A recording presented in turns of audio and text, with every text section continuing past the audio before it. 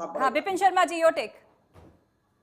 देखिए, मैं एक बात बोलूंगा कि यहाँ पर जैसे अभी हम दिल्ली पुलिस कमिश्नर की बात करें तो उन्होंने एक बहुत अच्छी पहल करी थी। उन्होंने बोला था जो पीसीआर गाड़ियां हैं, पीसीआर वैन्स जो हैं, वो जुरिस्डिक्शन के आगे बढ़कर काम करें, क्योंकि ऐसा ना हो, क्योंकि अभी अमूमन देखा जाता है कि वो अपनी जुरिस्डिक्शन तक सीमित रहते हैं। तो यहाँ पर अगर कुछ ऐसा अपराध उनको उनके संज्ञान में आता है तो वहां पर भी उसका तुरंत उस पर कार्रवाई करें, उस पर एक्शन होना चाहिए, ताकि समय रहते जो है अपराध पे नकेल कसी जाए, अपराधियों को पकड़ा जा सके। तो यहां पर मुस्तैद रहने की आवश्यकता है और स्मार्ट पुलिसिंग के कई मायने हैं।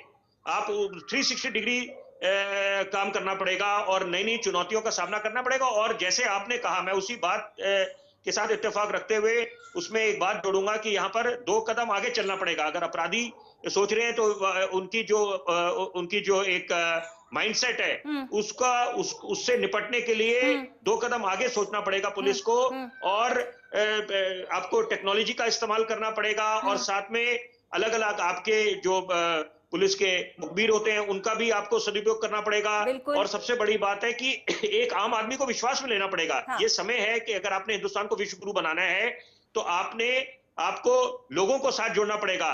मैं उसके लिए एक उदाहरण देना चाहूंगा। कम्युनिटी पुलिसिंग होती है कई बड़े बड़े विश्व के शहरों में, तो वहां पर कम्युनिटी पुलिसिंग और कम्युनिटी मार्क्स दिए जाते हैं।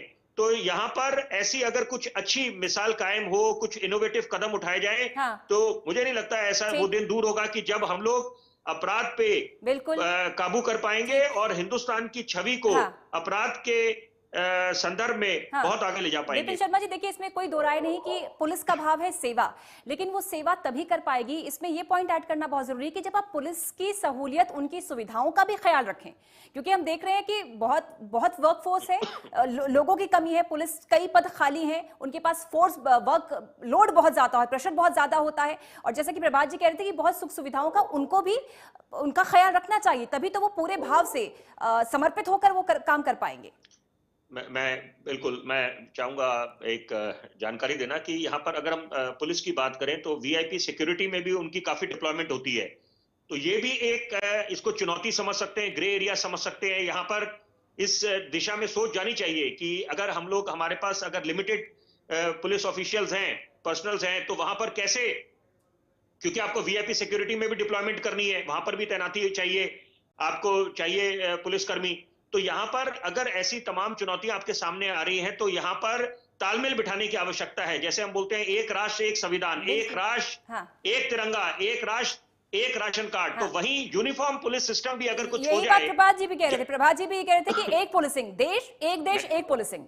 बिल्कुल इनोवेटिव, देखिए इनोवेटिव कदम उठाने पड़ेंगे और हमारा फेडरल स्ट्रक्चर है, तो वहां पर ये सब चीजों को मद्देनजर रखते हुए कुछ ऐसा बीच का रास्ता निकालना पड़ेगा ताकि एक हम लोग अपने देश को आगे ले जा सके और वैश्विक स्तर पर हम लोग कुछ ऐसा एक मॉडल लेके आए कि जिसकी चर्चा भी हो और जिससे लोग, जिससे प्रेरणा ले पाए। बिल्कुल ठीक।